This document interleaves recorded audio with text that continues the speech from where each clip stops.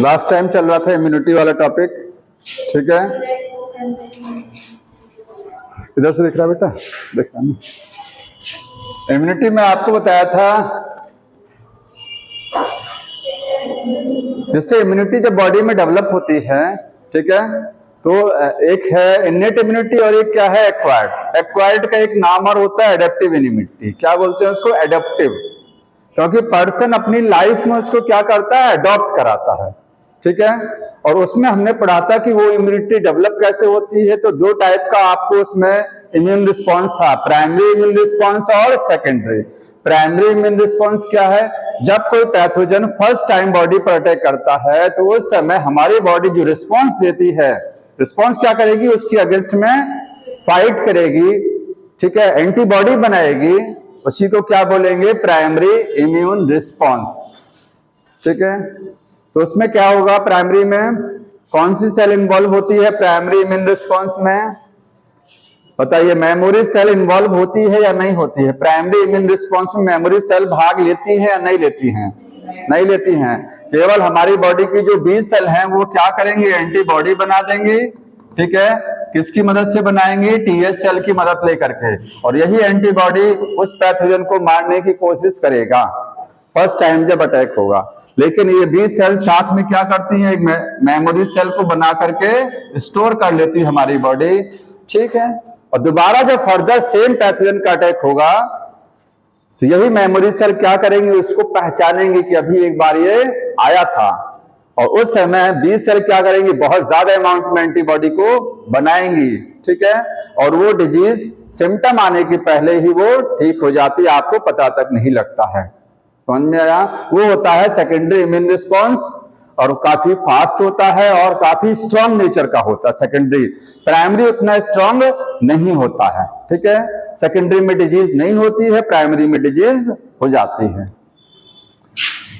ये तो ये चीजें थी, आपका इम्यून रिस्पॉन्स था। अब इसमें हमने एक चीज बताया था, बी सेल टी सेल को थोड़ा सा डिटेल में बता दिया था, ठीक है। अब एंटीबॉडी समझिए, प्राइमरी इम्यून रिस्पॉन्स में या सेकेंडरी वाले में दोनों जगह क्या होता है? एंटीबॉडी बनती है। सेकेंडरी वाले में कुछ ज्यादा एंटीबॉडी बन जाती है, प्राइमरी में एंटीबॉडी कम बनती है। एंटीबॉडी समझते हैं क्या होता है? एंटीबॉडी क्या है? ये प्रोटीन्स हैं, ठीक है, प्रोटीन्स हैं, ठीक। एंटीबॉडी का दूसरा नाम है इम्यूनोग्लोबिन। ग्लोब्यूलिन, यहां ग्लोबिन नहीं बोलेंगे, ध्यान रखिएगा, ग्लोब्यूलिन है। आईजी शॉर्ट फॉर्म में बोलते हैं। क्या बोलते हैं इसको शॉर्ट फॉर्म में? आईजी। क्यों बोलते हैं इम्यूनोग्लोबुलिन? क्योंकि एंटीबॉडी एक प्रोटीन है हमारे बॉडी में। जब ब्लड, मैंने आपको बताया था, तो ब्लड में प्रोटीन्स होती हैं कुछ, ग्लोबिन है, एल्बुमिन है, ठीक है, फाइब्रिनोजेन प्रोटीन है, थ्रोम्बिन है, ये सारी हैं, सबका रोल बताया था। तो एक प्रोटीन थी वहां पर ग्लोब्यूलिन, क्या नाम था उसका? अल्फा ग्लोब्यूलिन, ठीक है। तो ये अगर ग्लोब्यूलिन प्रोटीन हमारे इम्यून सिस्टम में भाग ले रही है तो उसको बोलते हैं इम्यूनोग्लोबुलिन। तो यहां पर कौन सी प्रोटीन है? ये आपकी ग्लोब्यूलिन है, ग्लोब्यूलिन प्रोटीन है। समझ में आया? इम्यून सिस्टम में पार्टिसिपेट कर रहा है इसलिए इसको बोलेंगे इम्यूनोग्लोबुलिन। इसका एक नाम और होता है, बताएंगे कोई?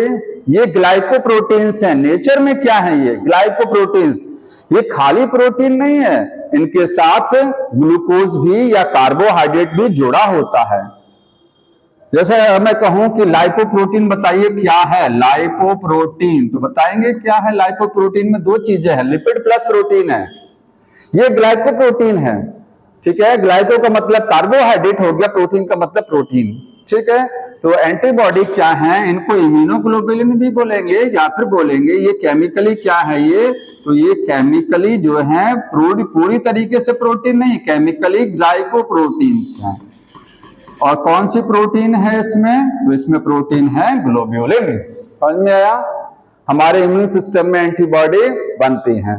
एंटीबॉडी कहाँ मौजूद होंगी बताइए? ब्लड के किस हिस्से में रहती हैं? प्लाज्मा में। कहाँ रहती हैं? प्लाज्मा में। ठीक है, तो ये आपको एंटीबॉडी जो है इन प्लाज्मा में मिलेंगी। समझ में आया? प्लाज्मा में एंटीबॉडी डिसॉल्व स्टेट में रहती हैं, प्रोटीन्स होती हैं। अब देखिए एंटीबॉडी की जो स्ट्रक्चर समझना है, ठीक है, इसकी स्ट्रक्चर समझिए कैसे होती है। एंटीबॉडी के बारे में कुछ चीजें और समझ लीजिए। एंटीबॉडी में चूंकि प्रोटीन है तो प्रोटीन बनती है अमीनो एसिड से। प्रोटीन है तो उसमें एक प्रोटीन का भी चेन हो सकता है, पॉलीपेप्टाइड, 2 पॉलीपेप्टाइड भी हो सकता है, इसमें 4 पॉलीपेप्टाइड होते हैं। ठीक है, टोटल कितना है? टोटल 4 पॉलीपेप्टाइड, 4 प्रोटीन का इसमें चेन देखने को मिलेगा। ठीक, 2 हैवी चेन्स होती हैं और 2 क्या है? लाइट चेन्स होती हैं। 2 ऐसी चेन मिलेंगी जो लंबाई में छोटी होंगी, जिसमें अमीनो एसिड कम लगे रहेंगे, उनको लाइट बोलेंगे, और जो बड़ी वाली चेन्स होती हैं उनको हैवी चेन्स। अभी समझा रहे हैं। इसीलिए इसका फॉर्मूला होता है H2L2। एंटीबॉडी का कैसे रिप्रेजेंट करते हैं? H2L2। 2 हैवी और 2 लाइट चेन्स हैं। लिखते नहीं हो बेटा तुम? कल जानते हैं लिखने का फायदा क्या है आपको? कल वो एक बच्चे ने मुझसे पूछा था, उसके पास नोट्स भी उपलब्ध है। हमने कहा, बार बार कहता हूं, क्या तुम्हारे पास नोट्स है? बिल्कुल सर है नोट्स। कल उसने मुझसे क्वेश्चन पता नहीं उसका किस तरीके से लिखा हुआ था, इसलिए रफ कॉपी वो लेके आई है। तो आप देखिए नोट्स क्या करिए, आपको कई जगह से मैटर में आपको हर एक चीज उपलब्ध कराता हूं, इसलिए। समझ में आया? हाँ, इससे बढ़िया आपके पास है तो दी बेस्ट है भाई, मैं नहीं कह रहा हूं। अगर नहीं है आप देखिए, आप यहाँ ला के रखिए उसको, आप देखते रहिए या पढ़ के आइए आपके पास क्या है और यहाँ क्या है। ठीक है, अगर कुछ कमी लग रही है तो उसको नोट करते रहिए, हो सकता है इससे भी ज्यादा आपके पास हो। 2 हैवी और 2 लाइट, शॉर्ट फॉर्म में नोट कर लिया करिए, घर पे इसको फिर कर लिया करिए। एक बार फिर करेंगे तो रिवीजन हो जाता है। इसका जो डायग्राम बनाएंगे वो कैसे बनाएंगे? कुछ लोग हंस रहे हैं कि एक बार लिखने का टाइम नहीं मिलता होगा, क्यों? शॉर्ट फॉर्म में शॉर्ट हैंड लिखिए ना, शॉर्ट हैंड। देखिए डायग्राम समझ लीजिए एंटीबॉडी का।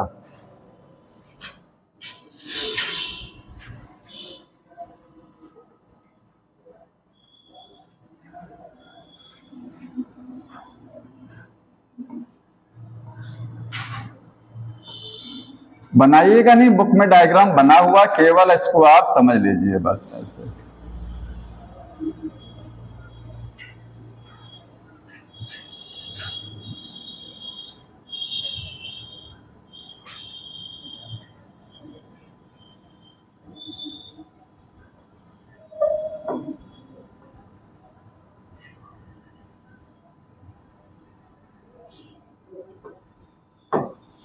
ये वाई शेप स्ट्रक्चर, एंटीबॉडी कैसी होती है? वाई शेप में। आपको ये जो बड़ी वाली चेन दिखाई दे रही है, ये वाली देखिए। ठीक है, इसको दूसरे डिफरेंस देखिए। ये वाली जो चेन है ये पूरी, ये क्या है? हैवी चेन है। ठीक है, क्योंकि ये मॉलिक्यूलर वेट इसका ज्यादा है, साइज में ये बड़ी है, हैवी है ये। ठीक है, ये हैवी चेन हो गया। और छोटी वाली ये है लाइट है। 2 हैवी और 2 लाइट चेन होती हैं। यहां पर एंटीजन कहां बाइंड करता है? एंटीजन समझते हैं? जिसके खिलाफ में ये फाइट, जिससे ये फाइट करेगा, वो कहां बाइंड करेगा? वो यहां बाइंड करेगा। ठीक है, जैसे अगर मैं एंटीजन को यहां बाइंड करा कर दिखाऊं, देखिए ये एक एंटीजन है, ये इस तरीके से आया, ये देखिए यहां ये बाइंड कर गया। एक एंटीबॉडी से कितना एंटीजन बाइंड कर सकते हैं? 2 एंटीजन एक साथ बाइंड करेंगे। ठीक, ये एंटीजन बाइंडिंग साइट है, जगह है। इसको बोलते हैं क्या चीज? पैराटोप। लिखिएगा, ये TOPE है। पैराटोप क्या है? वो जगह एंटीबॉडी की जहां पर एंटीजन सेट होता आकर के। ठीक है, एंटीजन बाइंडिंग साइट है, एंटीजन बाइंडिंग साइट है, वो जगह है जहां एंटीजन बाइंड करेगा। ये गोल गोल जो मैंने बनाया सॉकेट, समझ में आ रहा है? ये वाली जो चेन है ये हैवी है और ये लाइट है। ठीक है, लाइट हैवी चेन आपस में डाइसल्फाइड बॉन्ड से जुड़ी होती है। किससे? SS bond. SS समझ रहे हैं? ये SS डाइसल्फाइड बॉन्ड है। तो हैवी चेन आपस में जुड़ी होती हैं डाइसल्फाइड से, ठीक है, समझ में आ रहा है। और ये देखिए यहाँ भी डाइसल्फाइड बॉन्ड हो गया, यहाँ पर भी क्या है, ये डाइसल्फाइड है, यहाँ पर भी SS है, यहाँ पर भी ये डाइसल्फाइड ये हो गया, ये आपस में जुड़ी हुई हैं। मतलब एक हैवी चेन के अंदर भी डाइसल्फाइड होगा, दो हैवी चेन आपस में भी किससे जुड़ती हैं, डाइसल्फाइड से। ऐसे ही जो लाइट चेन है उसमें भी क्या है, उसके अंदर तो डाइसल्फाइड होगा ही, ठीक है। ऐसी ये हैवी है, इसमें भी क्या है, ये डाइसल्फाइड है, समझ रहे हैं। ये मतलब हर चेन में आपको डाइसल्फाइड बॉन्ड देखने को मिलेंगे, चाहे हैवी हो चाहे लाइट। हैवी आपस में जुड़ी होती हैं डाइसल्फाइड से, ये देखिए बॉन्ड बना है। और हैवी और लाइट भी आपस में किससे जुड़ी होती हैं, डाइसल्फाइड। तो मैं यहाँ पर ये लाइट चेन का बना रहा हूँ, ये लाइट चेन का डाइसल्फाइड बॉन्ड हो गया, ये आपस में भी जुड़ेगा। देखिए यहाँ पर मैं डायरेक्ट दिखा दे रहा हूँ, ये बॉन्ड कौन सा है, डाइसल्फाइड, ये बॉन्ड कौन सा है, डाइसल्फाइड है, ठीक है। टोटल गिन लीजिएगा 16 डाइसल्फाइड बॉन्ड होते हैं, याद रखना, आपको काउंट कर लीजिएगा जितने बने हैं ना, ये सब 16 काउंट कर लीजिए। यहां लिखेंगे टोटल 16 डाइसल्फाइड बॉन्ड हैं। किस किस के बीच में है, हैवी चेन में, अंदर भी हैवी चेन में जो अमीनो एसिड, क्योंकि ये प्रोटीन की चेन है तो इसमें हर जगह अमीनो एसिड लगा होगा ना, तो अमीनो एसिड सोचिए यहाँ एक लगा है और एक यहाँ लगा, एक यहाँ लगा है, एक यहाँ। तो हैवी चेन के अंदर भी डाइसल्फाइड है और दो हैवी चेन के बीच में भी है और एक हैवी और लाइट के बीच में भी, सबको कनेक्ट करने के लिए डाइसल्फाइड होता है। समझ में आ रहा है। अब एक चीज और समझते हैं, देखिए इसमें इतना हिस्सा मैं बना दे रहा हूं डॉटेड लाइन से, इतना हिस्सा देख रहे हैं, ये इतना, कोई भी मतलब एंटीबॉडी का ऊपर का थोड़ा सा हिस्सा और इधर का थोड़ा सा हिस्सा अगर दूसरा डायग्राम बनाए तो ये देखिए दूसरे में ये जाएगा इस तरीके से, ये इतना हिस्सा है, ये देख रहे हैं, ये वेरिएबल पार्ट है। जितने भी एंटीबॉडी आप पढ़ेंगे, IgA जितनी एंटीबॉडी होती हैं, हर एंटीजन के लिए अलग अलग प्रकार की एंटीबॉडी होती है, पता होना चाहिए। जितने पैथोजन हैं सबके लिए अलग अलग प्रकार की एंटीबॉडी बनती है, एक एंटीबॉडी से सारा पैथोजन नहीं मर सकते हैं। तो बहुत सारी एंटीबॉडी, जैसे एंटीबॉडी के 5 टाइप तो हैं, 5 टाइप हैं, ठीक है, लेकिन वैसे इनके अंदर में कैटेगरी हैं। तो जितनी भी एंटीबॉडी हैं सब क्या है, डिफर होती हैं। क्यों, कहाँ अंतर, कहाँ आएगा, अंतर आएगा आपको यहाँ ऊपर वाले हिस्से में। यहाँ पर जो अमीनो एसिड रहेंगे, क्योंकि ये प्रोटीन का चेन है तो इसमें अमीनो एसिड होगा ही, तो ऊपर वाले हिस्से में जो अमीनो एसिड रहेंगे वो सब में क्या है, अलग अलग रहते हैं। बाकी यहां से लेकर के इतना हिस्सा, इसका इतना हिस्सा और इसका ये वाला पार्ट और ये वाला पार्ट, ये सेम रहता है सभी में। तो जो पार्ट सेम रहता है उसको बोलते हैं कांस्टेंट रीजन, और जो पार्ट डिफर करता है सभी में उसको बोलते हैं वेरिएबल रीजन। क्यों डिफर करता है, क्योंकि अलग अलग, जैसे जितने ताले उतनी चाबी, जितने लॉक उतनी की। ये सॉकेट जो है ये सबका अलग अलग होता है ना, समझ में आ रहा है। कैसा एंटीजन बाइंड कर रहा है उसी हिसाब से ऊपर का हिस्सा होगा, इनका पीछे का हिस्सा सबका सेम है। तो इसमें देखिए जो पार्ट में डिफरेंस नजर आता है उसको बोलते हैं वेरिएबल रीजन, और जो पार्ट कांस्टेंट रहता है उसको क्या बोलेंगे, कांस्टेंट रीजन। यहां पर मैं लिख दे रहा हूं अलग से बना करके, ये देखिए, सोचिए इतना पार्ट जो है दोनों में क्या है, ये नीचे वाला हिस्सा कांस्टेंट है, तो इसको बताएंगे क्या लिखेंगे, ये हैवी है कि लाइट है, ये ऊपर ये है लाइट चेन। लाइट चेन का ऊपरी भाग कौन सा है, मैं कह रहा हूं वेरिएबल, तो इसको बोलेंगे VL, variable part of light chain. वहीं बढ़ा लीजिएगा बुक में, variable part of light chain. Light chain का इतना हिस्सा क्या है, वेरिएबल है, सब में अलग अलग है, ठीक है। ये VC है, सॉरी VC नहीं, C, ये C कांस्टेंट है, और ये CL का मतलब लाइट चेन का कांस्टेंट वाला हिस्सा, ठीक है। ऐसे यहां पर रहेगा VL और CL, समझ में आ रहा ना। ये अगर शॉर्ट फॉर्म में लिख लीजिएगा, VL का मतलब क्या है, variable part of light chain, light chain का वेरिएबल वाला हिस्सा। CL क्या है, कांस्टेंट रीजन या पार्ट कह सकते हैं, रीजन ऑफ लाइट चेन, ठीक है, लाइट चेन का कांस्टेंट वाला हिस्सा जो सभी में सेम रहेगा।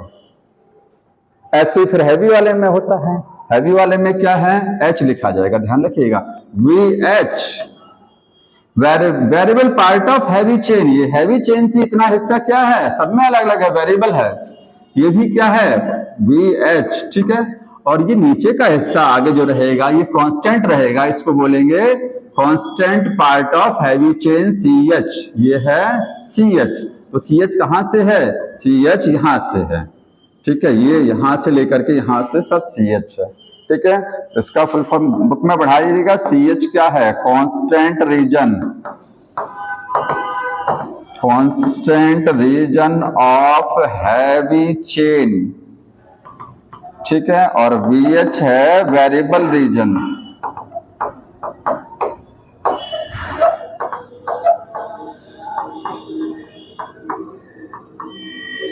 इतना आपको जानकारी होनी चाहिए, ठीक।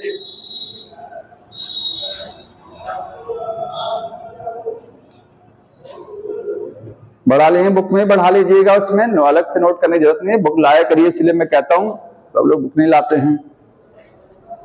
हो गया ये। तो ये आपका एंटीबॉडी का स्ट्रक्चर है। एंटीजन यहां आकर के बाइंड करेगा वेरिएबल पार्ट में, जिस हिस्से में बाइंड करेगा उसको बोलेंगे पैराटोप, और एक पार्ट होता है एपीटोप। एपीटोप क्या होता है, एंटीजन जो है, एंटीजन का ये वाला हिस्सा, ये वाला जो यहां आकर के सेट होता है, ये हिस्सा जितना ये देख रहे हैं जो जो इसमें एंटीबॉडी में सेट हो रहा है, वही हिस्सा क्या बोला जाता है, एपीटोप। एपीटोप होता है एंटीजन का पार्ट है, पैराटोप किसका, एंटीबॉडी का पार्ट होता है, ठीक है।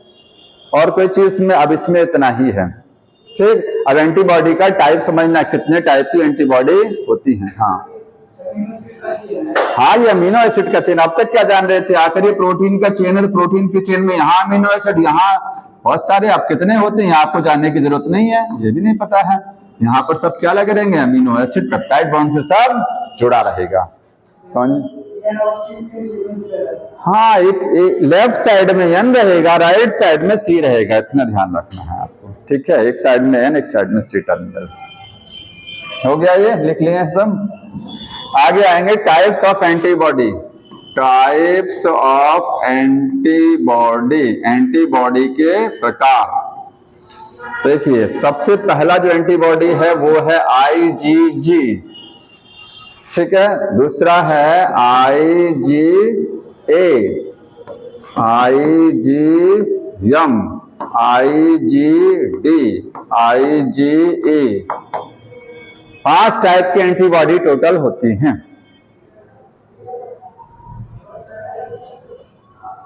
सबसे ज्यादा कौन सी होती है पूछा जाता है, तो सबसे ज्यादा ये होती है IgG। कैसे याद रखना है,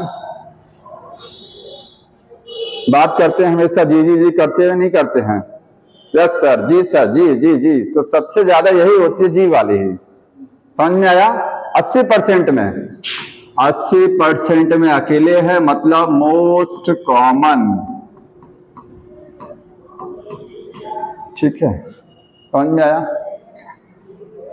अब ये पूछा जाता है कि जो बच्चा है, न्यूबॉर्न बेबी, जो यूट्रस में जो चाइल्ड होता है, जैसे यूट्रस में जब चाइल्ड डेवलप होता है तो बच्चे का इम्यून सिस्टम डेवलप नहीं होता है। माँ के ब्लड से रेडीमेड एंटीबॉडी प्लेसेंटा के थ्रू क्रॉस होकर के यहां तक आती है, कहां तक, चाहे फीटस तक आती है, फीटस बोलेंगे।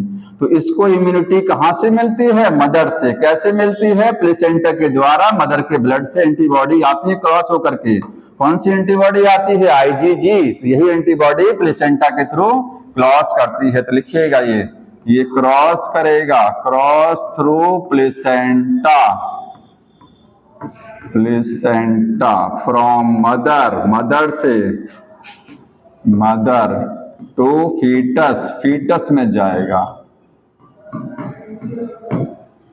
मदर से फीटस में ये एंटीबॉडी ट्रांसफर हो जाती है।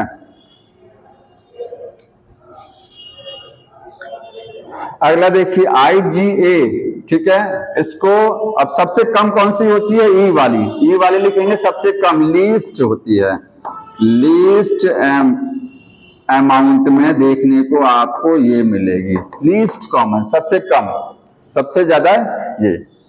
IgA को बोलते हैं, इसका एक नाम समझिए, सिक्रीटरी एंटीबॉडी, इसको बोलेंगे सिक्रीटरी एंटीबॉडी, इसका दूसरा नाम होता है, बाकी सबके दूसरे नाम नहीं है, ठीक है। सिक्रीटरी एंटीबॉडी क्यों बोलते हैं सिक्रीटरी? क्योंकि सिक्रीशन का मतलब समझते हैं श्रावण, बॉडी में हमारे कुछ सिक्रीशंस रिलीज होते हैं, जैसे पसीना रिलीज हो रहा है, ये बॉडी का सिक्रीशन, लार है बॉडी का सिक्रीशन है, सलाइवा, आंसू बह रहे हैं बॉडी का सिक्रीशन है, मदर के मेमोरी ग्लैंड से मिल्क रिलीज हो रहा है, वो भी बॉडी का सिक्रीशन है। तो बॉडी के सिक्रीशंस में देखने को मिलती है, इसलिए ये सिक्रीटरी एंटीबॉडी है। तो ये कहां कहां मिलेगी?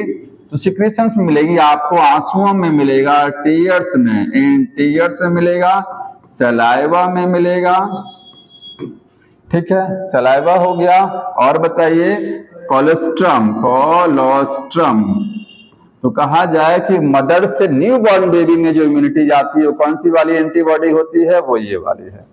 कोलोस्ट्रम का मतलब मदर से फीटस नहीं बोलेंगे, न्यू बॉर्न, नवजात, ठीक है, क्योंकि फीटस तो इनसाइड रहता है, जब चाइल्ड बर्थ हो गई तो वो न्यूबॉर्न बेबी हो गया, फीटस नहीं बोलेंगे इसको तब।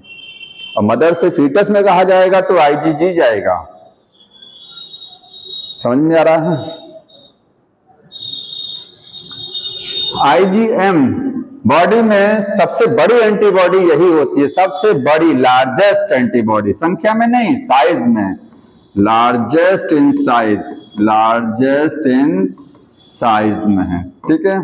पेंटावेलेंट होती है ये, 5 एंटीबॉडी एक साथ जुड़ी होती हैं इसमें। और सबसे पहले एंटीबॉडी, जैसे बच्चे में सबसे पहले कौन सी जीवन में एंटीबॉडी बनती है? तो ये सबसे पहले यही बनता है, कोई विशेष इसका काम नहीं दिया, लेकिन फर्स्ट फॉर्म एंटीबॉडी ध्यान रखना है, फर्स्ट फॉर्म्ड, ये पहले, सबसे पहले फर्स्ट फॉर्म्ड एंटीबॉडी, बाकी इसके बाद तब सारी एंटीबॉडी बनना चालू होती हैं, सबसे पहले यही बनती है लाइफ में। डी का कोई विशेष नहीं है, इसको आप नाम जाने रखिए कि IgD भी होती है कोई, ठीक है। ई वाली क्या है? एलर्जी, ई फॉर, इससे एलर्जी में ए से वो स्टार्ट होता है, लेकिन वो ध्यान रखें ई वो एलर्जी वाली है। तो ये कहाँ इन्वॉल्व होती है?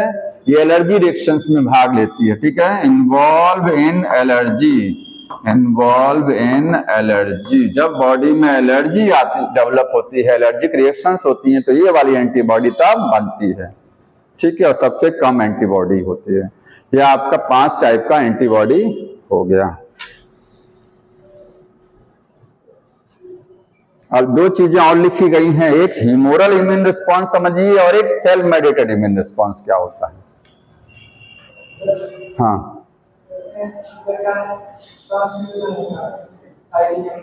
ब्लड ट्रांसफ्यूजन,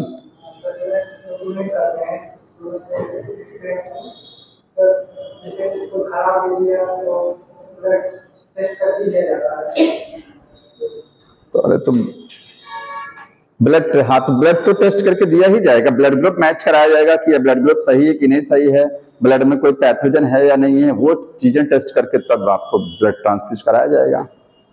जो पूछ रहे हो तुम वो नहीं जान पाते हम, समझ में आए? आगे देखिए, इसके बाद 2 टाइप का इम्यून रिस्पॉन्स है, इम्यून रिस्पॉन्स, इम्यून रिस्पॉन्स जो है वो 2 टाइप का है, एक है anti humoral, humoral immune response, मतलब इम्यूनिटी आपने पढ़ा, एक्वायर्ड इम्यूनिटी पढ़ा ना, तो एक्वायर्ड में ही टाइप पढ़ते हैं। एक्वायर्ड में 2 टाइप है, ह्यूमोरल इम्यूनिटी और सेल मेडिएटेड है। आप एक्वायर्ड का ही टाइप समझते हैं, किसका टाइप पढ़ रहे हैं? ये हम लोग एक्वायर्ड का ही टाइप है। एक टाइप हमने और पढ़ा था अभी, प्राइमरी इम्यून रिस्पॉन्स और सेकेंडरी, वो अलग तरीके का है, जैसे वो उसके आधार पर है कि कौन पहले का कौन सा डेवलप होगा और दोबारा जब अटैक होगा तो कौन सा डेवलप होगा, ठीक है। और ये अलग चीज है ह्यूमोरल इम्यून रिस्पॉन्स, और दूसरा है cell mediated, cell mediated immunity या इम्यून रिस्पॉन्स। इम्यून रिस्पॉन्स को क्या बोलते हैं? इम्यूनिटी, ठीक है, ह्यूमोरल। इसका दूसरा नाम है antibody mediated immunity, antibody mediated immunity, immune response का दूसरा, चाहे आप एंटीबॉडी मेडिएटेड इम्यून रिस्पॉन्स लिख सकते हैं, क्योंकि इम्यून रिस्पॉन्स और इम्यूनिटी एक ही चीज होती है। ये वाला इम्यूनिटी किससे मिलेगा हमको? बी सेल से, क्योंकि एंटीबॉडी कौन बनाता है?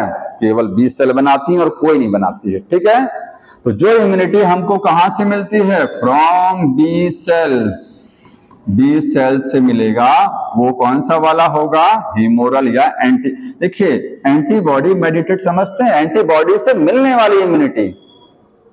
ठीक है, एंटीबॉडी मेडिएटेड। ह्यूमोरल क्यों बोलते हैं? जानते हैं ह्यूमरल क्यों? क्योंकि ह्यूमर का मतलब होता है बॉडी फ्लूइड। ह्यूमर क्या है? Body fluid. तो ह्यूमर बॉडी के फ्लूइड में एंटीबॉडी आखिर का रहती कहां? ब्लड में तो रहती हैं, ब्लड के प्लाज्मा में रहेंगी ना, तो प्लाज्मा में रहेंगी तो ब्लड क्या है? ह्यूमर है। लिम्फ क्या है? ह्यूमरल फ्लूइड है। ठीक है, तो उसमें जो एंटीबॉडी होती हैं वो ह्यूमोरल इम्यूनिटी प्रोवाइड कराते हैं। सेल मेडिएटेड का मतलब ऐसी इम्यूनिटी जो सेल से मिलती है। किससे मिलती है? सेल से। ब्लड में जो सेल होती हैं, अब ब्लड में कौन सी सेल है जो इम्यूनिटी देती है हमको? अब आप कहेंगे इम्यूनिटी देने में न्यूट्रोफिल है, बेसोफिल है, एसिनोफिल है, सब सॉरी, न्यूट्रोफिल हो गया इम्यूनिटी दिया, बेसोफिल ने न्यूट्रोफिल दिया, मैक्रोफाजेस दिया, नेचुरल किलर सेल ने दिया। लेकिन वो तो हमने इसमें पढ़ा था, किसमें? इन्नेट वाले में। हम किसमें इधर देख रहे हैं? एक्वायर्ड वाले में। ये किसमें समझ रहे हैं? एक्वायर्ड वाले में समझ रहे हैं। तो एक्वायर्ड वाले में बताइए किस सेल से इम्यूनिटी हमको मिलती है? डायरेक्ट सेल से। टी सेल जो होती हैं, टी में आपने पढ़ा था ना, TH, TC और टी सप्रेसर। ठीक है, था ये। इसमें जो टीसी सेल था, टीसी वाला, इसी को टीके भी तो बोलते थे ना, साइटोटॉक्सिक टी सेल, ये पैथोजन को डायरेक्ट मारती है। ये सेल है जो डायरेक्ट मारेगी। बी सेल डायरेक्ट पैथोजन को नहीं किल करता है। बी सेल बनाता है एक हथियार, एक वेपन। उस वेपन को क्या बोलते हैं? एंटीबॉडी। वो एंटीबॉडी पैथोजन को किल करेगा। ठीक है, बी सेल भी एक सेल है, लेकिन ये डायरेक्ट इम्यूनिटी नहीं दे रहा है। टी सेल है, वो डायरेक्ट दे रहा है। तो जब सेल से डायरेक्ट इम्यूनिटी मिलती है तो उसको बोलते हैं सेल मेडिएटेड। और यहां बी सेल से एंटीबॉडी बन रही है, एंटीबॉडी के द्वारा इम्यूनिटी हमको मिल रही थी, इसलिए वो सेल मेडिएटेड नहीं है। समझ में आ रहा है? तो ये इम्यूनिटी आपको किससे मिलेगी? टी सेल से। टी सेल में भी किससे? पर्टिकुलरली टीसी से। समझ में आया? तो बस इतना ही ध्यान रखना है, सेल मेडिएटेड किससे मिलेगा? टी सेल से, और एंटीबॉडी मेडिएटेड बी सेल से मिलेगा। बी सेल्स का मतलब बी सेल से डायरेक्ट नहीं मिलेगा, वो मिलेगा एंटीबॉडी के द्वारा। ठीक है, रोल तो बी सेल का ही रहेगा।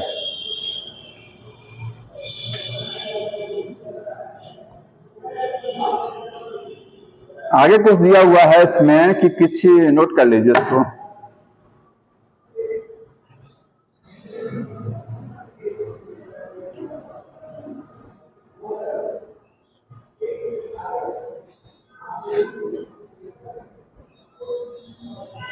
हो गया? किसी का ऑर्गन किसी को नहीं लगाया जा सकता है। ऑर्गन ट्रांसप्लांटेशन जो होता है उसमें पहले क्या हम कुछ चीजें चेक करते हैं। ठीक है, तो थोड़ा सा ये देख लीजिए, जो ऑर्गन ट्रांसप्लांटेशन है, ट्रांसप्लांटेशन, उसमें क्या चीज चेक करते हैं? पहले हम लोग चेक करेंगे, ब्लड मैच कराएंगे। ठीक है, ब्लड की मैचिंग होगी, ब्लड मैच कराया जाएगा। अगर ब्लड सेम निकल गया ब्लड ग्रुप, उसके बाद टिश्यू की मैचिंग होगी। ठीक है, टिश्यू मैच हो जाएगा तब जाकर के क्या होगा? तब ऑर्गन ट्रांसप्लांट कराया जाएगा। अगर टिश्यू मैच नहीं किया तो ऑर्गन रिजेक्ट हो सकता है। समझ में आ रहा है? अच्छा, किसके मिलने के चांस ज्यादा होते हैं? किन लोगों के? जैसे मान लीजिए सबसे ज्यादा, अगर सिबलिंग समझते हैं, सिबलिंग, भाई बहन, भाई भाई, इनका ब्लड और इनके कह सकते हैं टिश्यू मिलने के चांस ज्यादा हैं। एक भाई दूसरे भाई को ऑर्गन दे सकता है क्योंकि उनमें मैचिंग ज्यादा होती है। उससे कम मैचिंग कहां होती है? बच्चे और माँ बाप के बीच में। बच्चे, हाँ सुनिए, जैसे जैसे ऊपर बढ़ते जाएंगे वैसे वैसे मैचिंग कम होती जाती है। सबसे ज्यादा मैचिंग होती है भाई भाई में, भाई बहन में, क्योंकि वो सिबलिंग है। ठीक है, समझ में आ रहा है। इसके बाद अगली मैचिंग जो कहेंगे कि बच्चे और माँ बाप के बीच में होती है, उससे कम मैचिंग होती है। समझ में आया। उसके बाद माँ बाप हैं और क्या है, उनके उनके भाई हैं। समझ में आ रहा। तो ऐसे से ऊपर बढ़ते चले जाएंगे तो मैचिंग घटती, सबसे ज्यादा मैचिंग होती है सिबलिंग के बीच में। तो मैच जो कराया जाएगा वो टिश्यू मैचिंग होगी। ऑर्गन ट्रांसप्लांट जब कराते हैं तो कौन सी इम्यूनिटी भाग लेती है उसमें? Cell mediated. मैंने कल आपको बताया था, सेल मेडिएटेड इम्यूनिटी जो होती है उसका जो रोल है, उसका रोल स्पेशली कहां है सेल वाले का? या टी सेल जो होती है, टी सेल। ठीक है, टी सेल के द्वारा ही तो सेल मेडिएटेड होता है। वो किसमें? ऑर्गन ट्रांसप्लांटेशन में भी इसका रोल है। एंटीबॉडी वाले का रोल यहां नहीं है। तो ऑर्गन ट्रांसप्लांटेशन में लिखिएगा cell mediated immunity, cell mediated immunity involve होती है, भाग लेती है, इन्वॉल्व इन ऑर्गन ट्रांसप्लांटेशन।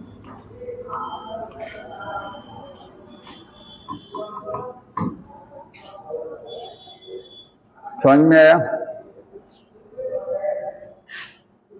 और जब ऑर्गन ट्रांसप्लांट कराया जाता है तो जिसके पर्सन की बॉडी में ऑर्गन को ट्रांसप्लांट कराते हैं, पूरी लाइफ उसको एक दवा दी जाती है, इम्यूनो सप्रेसेंट ड्रग, ताकि उसका इम्यून सिस्टम एक्टिव ना हो जाए।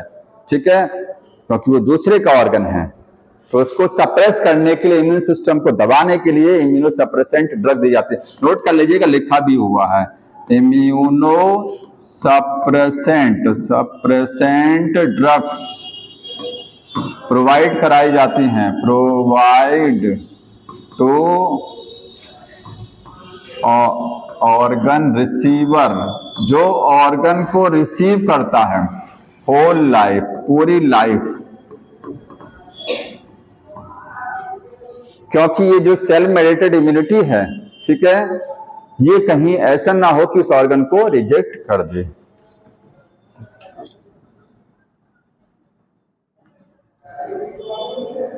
जहां तक हो गया देखिए,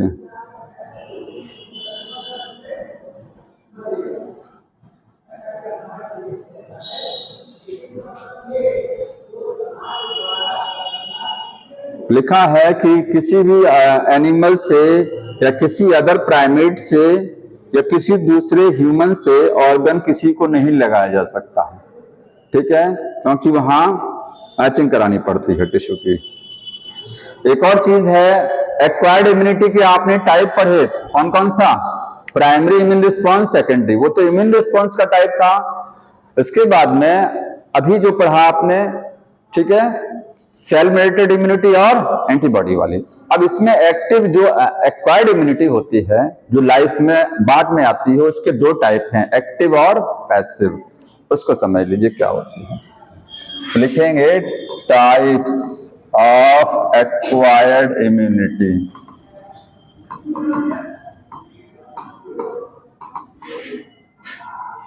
एक है एक्टिव इम्यूनिटी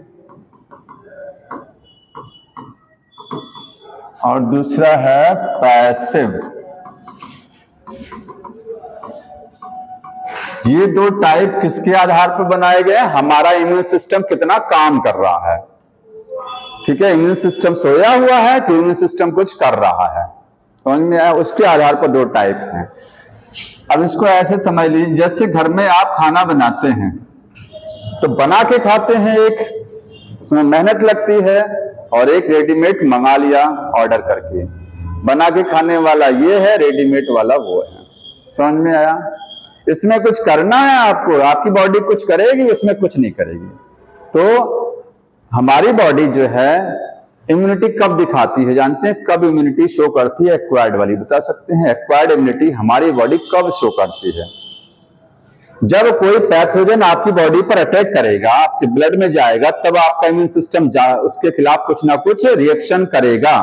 ठीक है, तो during the actual infection of pathogen, ये वाली इम्यूनिटी कब डेवलप होती है? जब कोई पैथोजन एक्चुअल रूप में अपने अटैक करता है बॉडी को। एक तो चीज ये हो गया। दूसरा क्या है कि जब बॉडी में वैक्सीन लगाई जाती है, वैक्सीन जानते हैं? वैक्सीन लगाते हैं बॉडी में, तो बॉडी में होता क्या है, वैक्सीन के खिलाफ में हमारी बॉडी तुरंत क्या करती है, एंटीबॉडी बना करके रख लेती है। ठीक है, भविष्य के लिए कि कभी दोबारा वो बीमारी आए तो उसके खिलाफ में बचाव हो सकेगा।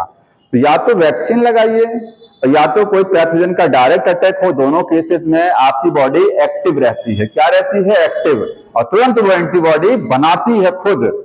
ऐसी इम्यूनिटी को क्या बोलते हैं? एक्टिव। तो यहां पर इम्यून सिस्टम एक्टिव रहेगा। इम्यून सिस्टम क्या रहेगा? एक्टिव। एक्टिव का मतलब जो बी सेल हैं और जो टी सेल है वो अपना अपना काम करेंगी। ठीक है, एंटीबॉडी बनेगा। यहां इम्यून सिस्टम सोया हुआ रहता है, नॉट एक्टिव, एक्टिव नहीं रहेगा। आ जाइए, इम्यून सिस्टम एक्टिव नहीं रहेगा। कहां? पैसिव इम्यूनिटी में। और एक्टिव में क्या है? वो एक्टिव रहेगा। एक्टिव इम्यूनिटी कब डेवलप होती है बॉडी में? ड्यूरिंग, लिखेंगे ड्यूरिंग, जो भी मैंने बताया, एक्चुअल कॉन्टेक्ट ऑफ पैथोजन। अगर कोई पैथोजन बॉडी पर डायरेक्ट अटैक किया, कोई बीमारी का पैथोजन, तो आपकी बॉडी जो इम्यूनिटी बनाएगी वो एक्टिव वाली रहेगी, तुरंत एंटीबॉडी बॉडी में डेवलप हो जाएगा। समझ में आया?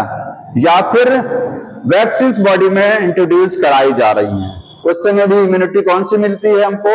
एक्टिव वाली। और लिखेंगे और ड्यूरिंग एडमिनिस्ट्रेशन ऑफ वैक्सीन्स, या तो वैक्सीन्स को इंट्रोड्यूस कराया जाए या एडमिनिस्ट्रेट कराया जाए। ठीक है, एडमिनिस्ट्रेशन का मतलब प्रवेश। ठीक,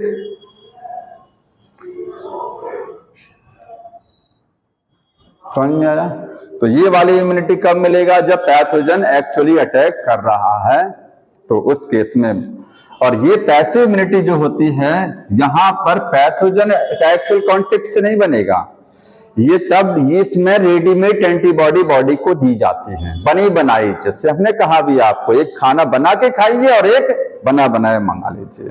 तो यहां पर पैसिव इम्यूनिटी कब मिलती है? जब आपकी बॉडी में रेडीमेड एंटीबॉडी इंजेक्ट कराई जाती है। जैसे टिटनेस का जो होता है, तो टिटनेस में दो क्वालिटी का, एक टिटनेस का इंजेक्शन पहले लगाया जाता है बर्थ के बाद में, ठीक है, और एक टिटनेस का लगाया जाता है जब टिटनेस आपको कहीं कट लगता है तो आप लगवाते हैं। बाद वाला जो लगवाते हैं वो रेडीमेड एंटीबॉडी होती है। इसको बनवाया जाता है कहां? हॉर्स में। समझ में आया? दूसरे किसी जानवर में इसको बनवाया जाता है, एंटीबॉडी को तैयार कराते हैं। क्योंकि आपकी बॉडी की एंटीबॉडी ये आपकी बॉडी में नहीं बनती, ये बाहर से प्रोवाइड कराई जा रही है, बनी बनाई एंटीबॉडी। और ये इस केस में एंटीबॉडी क्या है? आपकी बॉडी खुद बनाएगा। समझ में आया? तो ये कब होगा? During injection of readymade antibody, जब हमारी बॉडी में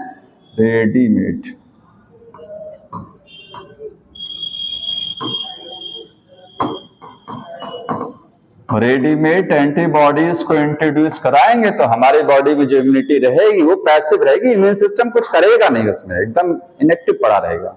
ठीक है, एक्टिव इम्यूनिटी स्लो काम करती है, धीरे धीरे काम करती है। ठीक है, ये स्लो है, और जो चीज स्लो होती है वो लॉन्ग लास्टिंग, इसका इफेक्ट ज्यादा होता है। वैक्सीन लगवा लीजिए एक बार, काफी लंबे समय तक चलती है। ठीक है, और कोई पैथोजन कोई डिजीज आपको अटैक कर गई तो वो डिजीज दोबारा रिपीट करती है, लेकिन एक समय के दौरान नहीं करेगी। अभी आपको बताया था सेकेंडरी इम्यून रिस्पॉन्स जो होता है, पहचान लेता है एक बार ना कि पैथोजन आ गया, मेमोरी सेल पहचान लेती है, तो लगातार नहीं करती है वो। तो ये स्लो तो है, लेकिन ये क्या है? लॉन्ग लास्टिंग है। लॉन्ग लास्टिंग का मतलब आजीवन नहीं है, लंबे समय तक लॉन्ग लास्टिंग काम करती है। ये टॉर्टोइज वाला सिस्टम है, और ये क्या है? फास्ट है एंड शॉर्ट लिव्ड। ठीक है, हालांकि टिटनेस का जो इंजेक्शन लगता है एक बार लगवाइए, आज तो ऐसा कल को फिर लोहा लग गया तो ऐसा नहीं कल को फिर लगवा लीजिए, नहीं, तो 6 महीने तक वैलिड होता है। समझ में आया? अच्छा, क्यों लगवाते हैं? जैसे एक बार आपको बचपन में टेटनस का इंजेक्शन वैक्सीन लगा है, वो वैक्सीन होता है जो पहली बार लगता है, बाद में जो लगाया जाता है वो वैक्सीन नहीं है, उसको रेडीमेड एंटीबॉडी है, परफॉर्म्ड, उसको बोलते हैं रेडीमेड एंटीबॉडी। का दूसरा नाम लिखिएगा प्री फॉर्म्ड एंटीबॉडीज। ये बुक में कहीं वर्ड मिलेगा, पहले से बनी हुई प्री फॉर्म्ड एंटीबॉडीज बोलते हैं इनको। तो क्यों लगाया जाता है दोबारा? इसलिए क्योंकि उसको जैसे बूस्टर डोज समझते हैं कि बूस्टर डोज लगाते हैं ताकि वो बहुत ज्यादा अच्छी तरीके से काम करे। तो जो पहली बार लगा हुआ है, ठीक है, वो अच्छे से काम करे, इम्यूनिटी बढ़िया मिले, इसलिए रेडीमेड एंटीबॉडी को बाहर से एक बार और प्रोवाइड करा दिया जाता है। समझ में आया? क्योंकि टिटनेस एक ऐसी बीमारी है जो जानलेवा भी है, समझ में? इसीलिए उसको रिस्क को कम करने के लिए होता है। अगर ये हल्की फुल्की होती तो ये दोबारा ऐसा काम नहीं करते। स्नेक एंटीवीनम जो लगाते हैं वो भी यही चीज है। हालांकि स्नेक में तो वैक्सीन लगती नहीं है। स्नेक वाले में क्या होता है, ये स्नेक में जो एंटीवीनम दिया जाता है, ठीक है, स्नेक बाइट के बाद में, वो ये वाला होता है रेडीमेड एंटीबॉडी। बनाई कैसे जाती है वैक्सीन, उसमें आगे समझेंगे कैसे बनेगा। हॉर्स को स्नेक से बाइट कराया जाता है, घोड़े को स्नेक से बाइट कराएंगे, हॉर्स तो मर जाएगा, जानवर मर जाता है, लेकिन उसकी बॉडी में क्या होता है, उसके खिलाफ में एंटीवीनम बनता है। जैसे कोई पैथोजन जब आपकी बॉडी पर अटैक करता है तो आपकी बॉडी क्या करती है, उसके खिलाफ में हथियार बनाती है। ऐसे ही हॉर्स, जनरली हॉर्स को यूज किया जाता है जानवरों को क्या बनाने के लिए, ये रेबीज का जो इंजेक्शन होता है वो भी ऐसे बनता है, ठीक है। उनको बाइट कराया जाएगा जानवरों को, उनकी बॉडी में क्या है, उनको तो डिजीज हो जाएगा, वो तो मर जाएंगे, लेकिन उनकी बॉडी में क्या एंटीबॉडी बन जाएंगी, फिर वहां से ब्लड से उनके निकाल लेंगे। समझ में आया? ये तरीका होता है कुछ करने। हाँ, टिटनेस का तो वैक्सीन में बताएंगे, अभी इसको आगे बढ़ने दीजिए, ये बता रहा हूँ, ठीक है, उसको ही बता रहा हूँ। तो slow and long lasting of heart and short live, ये वाला एलर्जी कॉज नहीं करता है। एक्टिव इम्यूनिटी में कोई एलर्जी का चांस नहीं बनेगा, क्योंकि इसमें मेहनत बॉडी कर रही है, तो कोई एलर्जिक रिएक्शंस नहीं होती हैं, ठीक है।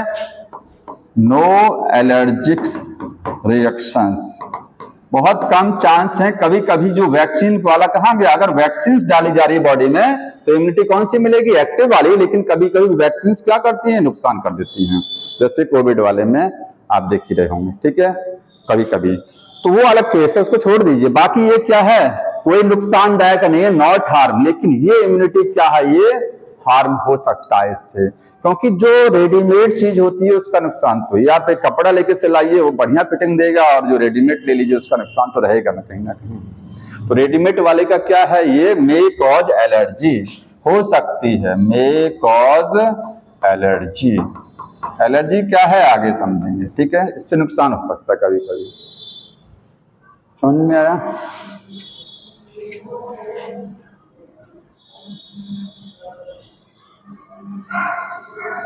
एक सेकंड, हेलो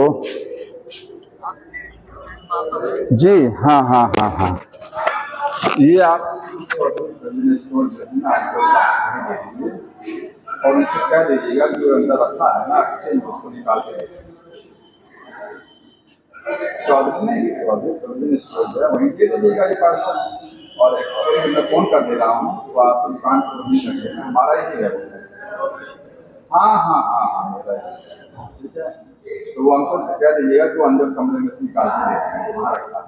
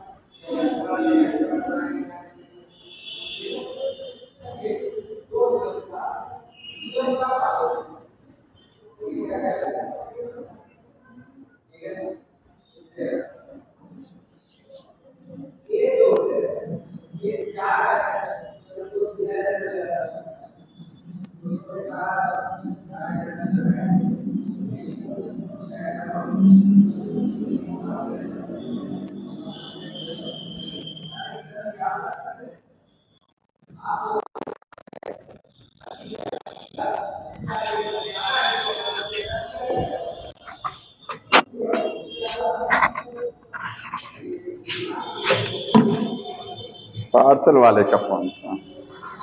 जल्दी उठाता नहीं फोन किसी का, लेकिन पार्सल वापस हो जाएगा ना। एक बार ऐसे वापस हो गया था।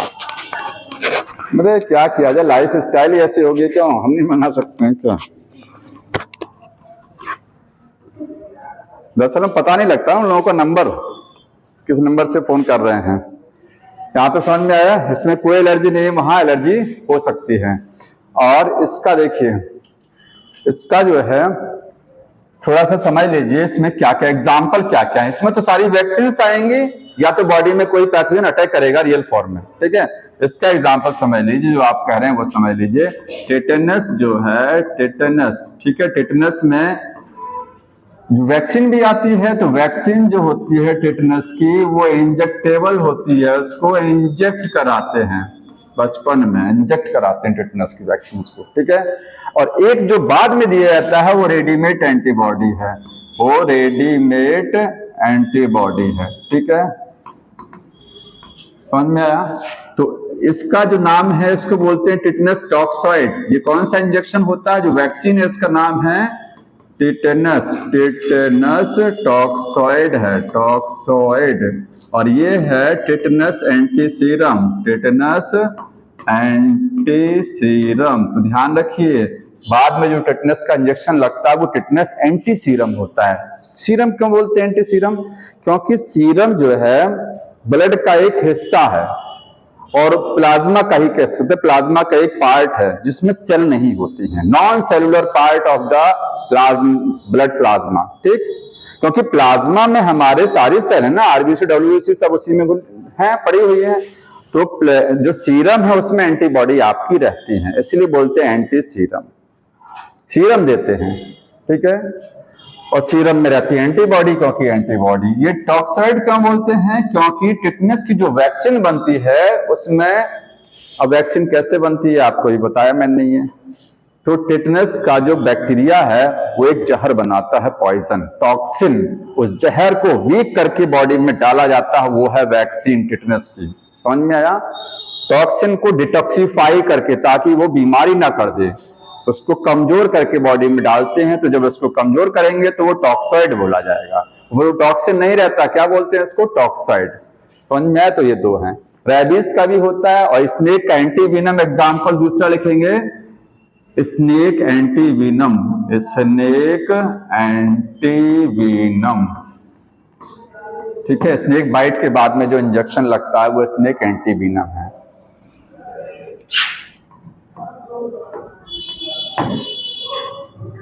इसका शॉर्ट फॉर्म में एटीएस भी बोलते हैं, एटीएस, ठीक है, इस वाले को।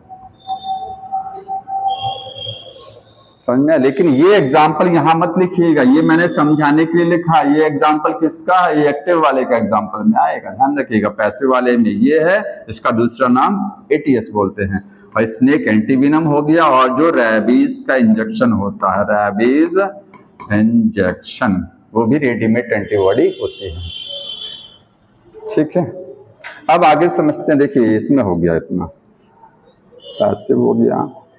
अच्छा, एक और है पैसिव में, कोलोस्ट्रम, कोलोस्ट्रम, ठीक है। बच्चे को, न्यूबॉर्न बेबी जब मदर से ब्रेस्ट फीडिंग करता है तो मिल्क में कौन सी एंटीबॉडी जाती है? कोलेस्ट्रॉम में IgA एंटीबॉडी। तो ये कोलेस्ट्रॉम में जो IgA एंटीबॉडी है, ये क्या है? ये मदर ने बनाया, बच्चे ने नहीं बनाया ना, मदर ने बनाया। तो मदर से बच्चे को जो इम्यूनिटी मिलती है, मदर से जो बच्चे को मिलती है, वो कौन सी वाली होती है? वो पैसिव होती है, ध्यान रखिएगा। क्योंकि बच्चे का इम्यून सिस्टम उसमें कुछ रोल प्ले नहीं कर रहा है, चाहे IgE हो चाहे IgA हो। IgA जन्म के बाद है, तो IgA जन्म के पहले यूट्रस लाइफ में पास होती है, दोनों ही पैसिव में आती है। समझ में आया? और पैसिव में भी आप कैटेगरी समझिए, एक नेचुरल पैसिव है और एक आर्टिफिशियल पैसिव है। पैसिव इम्यूनिटी का मतलब समझते हैं? ऐसी इम्यूनिटी जिसमें इम्यून सिस्टम कुछ नहीं कर रहा, बाहर से पका पकाया एंटीबॉडी आ रहा है, ये तो आपको समझ में आ गया होगा, ठीक है। और एक जो मदर से बच्चे को जो इम्यूनिटी जाती है वो दो टाइप से जाती है, एक IgE जाती है और एक IgA। IgE जो है वो यूट्रस में जो होती है, प्लेसेंटा के द्वारा जाती है, फीटस को मिलेगा। किसको मिलेगा? फीटस। और न्यू बॉर्न बेबी को कौन सा जाएगा? IgA कोलेस्ट्रॉम में होती है। ये दोनों क्या है? नेचुरल है, नेचुरल पैसिव इम्यूनिटी है, प्राकृतिक है, इसको कहीं बनाया नहीं जाता है। ये एंटीबॉडी माँ बना रही है ना, तो जो मदर बना रही है तो प्राकृतिक है ना वो, इसको तो बाहर बनवाते हैं हम लोग, ये तो हम इसको रेडी कराते हैं ना, समझ में आया? अपने तरीके से, लेकिन ये अपने तरीके से रेडी नहीं हो रहा है, ये मदर्स में रेडी हो रहा है। तो ये नेचुरल है लेकिन है पैसिव में आएगा, क्योंकि जिसको जा रहा है उसका इम्यून सिस्टम क्या है? काम नहीं कर रहा है, इसलिए उसको भेजा जा रहा है। समझ में आया? अच्छा, एक चीज इसको आप नोट कर लीजिएगा, दो कैटेगरी आप सब लोग नोट कर लीजिए। देखिए, ये आपका एक्टिव है और ये आपका पैसिव इम्यूनिटी, ठीक है। एक्टिव वाले में लिखिएगा नेचुरल है और एक्टिव वाले में आर्टिफिशियल वहां पर भी होता है। ऐसे पैसिव वाले में नेचुरल भी है और इसमें भी क्या है? आर्टिफिशियल है, ठीक है। समझ में? एक्टिव में नेचुरल कब मिलेगा? जब कोई पैथोजन अटैक करेगा आपकी बॉडी पर, तो नेचुरली आपकी बॉडी क्या करेगी? इम्यूनिटी डेवलप कराएगी ना, जब कोई पैथोजन अटैक करेगा। तो जब कोई पैथोजन अटैक करेगा आपकी बॉडी पर तो जो इम्यूनिटी आएगी वो एक्टिव तो होगी, लेकिन कौन सी वाली होगी? नेचुरल है। और जब वैक्सीन बॉडी में डाली जाएंगी तो वैक्सीन को बाहर बनवाया, आर्टिफिशियल तरीके से बनवाया, लेकिन इम्यूनिटी कौन सी मिलती है बॉडी में? एक्टिव वाली।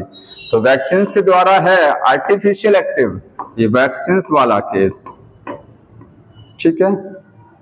ऐसे यहां पैसिव में नेचुरल का मतलब ये मदर वाला केस जो है, मदर से जो IgE और IgA वाला जो केस बताया वो नेचुरल में है, और आर्टिफिशियल में कौन सा है? वो टेटनस वाला है, स्नेक वाला है और रेबीज वाला, ये बाहर बनाते हैं सबको। तो इसमें भी दो ऐसे कैटेगरी हैं, समझ सकते हैं, ठीक है। अगला जो टॉपिक है वो है वैक्सीनेशन एंड इम्यूनाइजेशन, उसको समझ लीजिए थोड़ा सा। और 5 बजे हमको बताइएगा, थोड़ा सा क्वेश्चन बताऊंगा, ठीक है। हाँ बताइए। हेपेटाइटिस भी अब बताने जा रहे हैं, जो वैक्सीन है इसी में आप समझेंगे कौन सा वाला वैक्सीनेशन में, समझिएगा। Vaccination, vaccination and immunization, immunization. Book ने बड़ा कंफ्यूज ये किया है, एक जगह हेडिंग में लिखा वैक्सीनेशन एंड इम्यूनाइजेशन, और जब पैराग्राफ पढ़ेंगे तो वहां लिखा वैक्सीनेशन और इम्यूनाइजेशन। तो दो अलग अलग टर्म है, एक नहीं है। हाँ, मिलते जुलते हैं, ये बड़ा है, ये ब्रॉड टर्म है, इसके अंडर में ये आता है। समझ में आया? ये ब्रॉड टर्म है, लिखिएगा, ये ब्रॉड टर्म है, और ये वैक्सीनेशन इम्यूनाइजेशन के अंडर में आएगा, इसका एक हिस्सा होता है। समझ में आ रहा है? अब दोनों में क्या अंतर है? वैक्सीनेशन का मतलब बॉडी में इम्यूनिटी डेवलप कराना, वैक्सीन लगा करके वैक्सीन को बॉडी में भेजना, यही वैक्सीनेशन है। इम्यूनिटी डेवलप कराना नहीं, केवल बॉडी में वैक्सीन लगाना, चाहे ओरली पिला देना, चाहे इंजेक्शन से लगा देना, बस इतना काम कर दिए तो वैक्सीनेशन हो गया। वैक्सीन डालना बॉडी में, ठीक है। और उसके द्वारा जो बॉडी में इम्यूनिटी डेवलप हो रही है वो है इम्यूनाइजेशन। समझ में आ रहा है? तो इम्यूनाइजेशन एक ब्रॉड टर्म है, उसमें वैक्सीनेशन भी आता है। तो वैक्सीनेशन केवल क्या है? ये है एडमिनिस्ट्रेशन, एडमिनिस्ट्रेशन मतलब इंजेक्शन देना of vaccines in body, body में वैक्सीन्स को इंट्रोड्यूस कराना, या बोलेंगे इंट्रोडक्शन। बॉडी में वैक्सीन डाल दी गई, इंट्रोड्यूस करा दी गई, ये हो गया वैक्सीनेशन। और उससे जो इम्यूनिटी मिलती है, हमारा बॉडी का इम्यून सिस्टम अब काम करेगा ना? नहीं, वैक्सीन डाली, अब जो इम्यून सिस्टम काम कर रहा है वो है इम्यूनाइजेशन। तो ये क्या है? Response, response of body, body का जो रिस्पॉन्स है, ठीक है, अगेंस्ट वैक्सीनेशन। तो वो जो काम करेगा वो इम्यूनाइजेशन में आएगा। तो जो स्नेक बाइट का जब इंजेक्शन लगाते हैं या टेटनस का बाद वाला, तो वो वैक्सीनेशन नहीं है, वो इम्यूनाइजेशन में पूरी तरीके से इम्यूनाइजेशन है, वो वैक्सीन है ही नहीं है। वैक्सीन याद रखिए बीमारी होने के पहले दी जाती है, समझ से बीमारी पैथोजन अटैक करने के पहले वैक्सीन दी जाती है, प्रिवेंशन है ये। तो लिखिएगा वैक्सीनेशन किसके लिए होता है? फॉर प्रिवेंशन, प्रिवेंशन का एक प्रिवेंटिएटिया, इसको बोलते हैं प्रोफाइलैक्सिस, प्रोफाइलैक्सिस भी बोलते हैं, टर्म मिलेगा। प्रोफाइलैक्सिस का मतलब होता है प्रिवेंशन ऑफ ए डिजीज, किसी डिजीज को रोकने के लिए वैक्सीन दी जाती है। तो बीमारी के पहले दी जाती है, बीमारी के बाद नहीं दी जाती है। समझ में आया? ये दोनों टर्म में डिफरेंस समझ में आ गया। अब देखिए इसके बाद में वैक्सीनेशन में होता क्या है एक्चुअली में जानते हैं?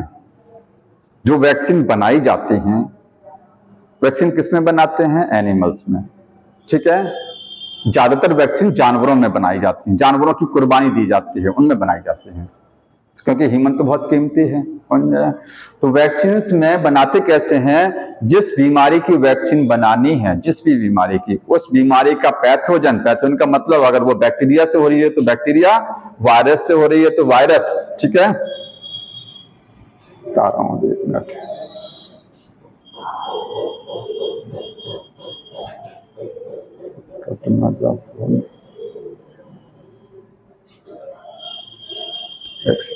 हेलो, बता रहे हैं, 1 सेकंड बता रहा हूँ। एक्सचेंज कोड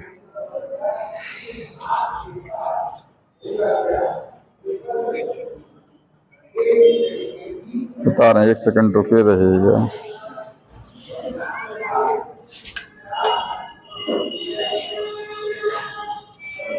हम्म, 4518, हाँ 4518, ठीक है, धन्यवाद। ठीक है, ओके भाई। देखिए वैक्सीन जो बनाई जाती हैं, जिस भी डिजीज का वैक्सीन बनाना है, उस बीमारी का पैथोजन, चाहे बैक्टीरिया चाहे वायरस, उसको या तो मार करके बॉडी में डाल दीजिए, ठीक है, तो कुछ करेगा नहीं। लेकिन जब बॉडी में डाला जाएगा तो बॉडी क्या करेगी? उसको फॉरेन समझेगी। कोई भी चीज जब बॉडी में जाती है, ठीक है, जो बॉडी के लिए नहीं बना है, तो आपकी बॉडी क्या है? तुरंत उसको फॉरेन समझती है कि हमारी बॉडी का नहीं है, नॉन सेल्फ है, फॉरेन है, बाहर से कुछ आया। कोई भी चीज आती है बॉडी में बाहर से, तुरंत आपकी बॉडी क्या करती है? इम्यून सिस्टम जाग जाता है। तो पैथोजन को या तो मार के डाल लीजिए, या तो उसको अधमरा करके वीकेंड, ठीक है, वीकेंड करके डाल दीजिए, या तो पैथोजन की बॉडी का कुछ हिस्सा ले लीजिए। जैसे कि बैक्टीरिया या वायरस है, तो वायरस पे प्रोटीन होती है ऊपर ना, प्रोटीन, इसकी ये प्रोटीन ले लीजिए, जिसकी वजह से बीमारी हो रही है, तो इस प्रोटीन को वीक करके बॉडी में डाल दीजिए। इसकी बॉडी से अगर ये जहर बना रहा है, जहर से बीमारी हो रही है, कोई टॉक्सिन बना रहा है, जैसे टेटनस क्या बनाता है? टॉक्सिन। तो इसके टॉक्सिन निकाल करके, इससे जो टॉक्सिन मिलेगा पैथोजन से, उसके टॉक्सिन को वीक करके बॉडी में डाल दीजिए, ठीक है। या कोई एंटीजेनिक पार्ट हो, एंटीजेनिक का मतलब जिससे बीमारी हो रही थी, उस पार्ट को यहां से निकालिए और सीधे बॉडी में वीक करके ट्रांसफर कर दीजिए। तो बीमारी तो नहीं होगी, लेकिन वो बन गया, वो वैक्सीन की तरह से काम करेगा। वो बॉडी में जब जाएगा तो बॉडी का इम्यून सिस्टम क्या करेगा? तुरंत उसको पहचानेगा, तुरंत उसके खिलाफ में एंटीबॉडी बनाएगा और एक मेमोरी सेल रेडी कर लेगा। क्या कर लेगा? मेमोरी। जैसे ही वैक्सीन बॉडी में जाती है, चाहे जिस रूप से, चाहे जैसे बनाया गया उसको, बॉडी का इम्यून सिस्टम की जो बी सेल है वो क्या करेगी? एंटीबॉडी बनाएगी, ठीक है।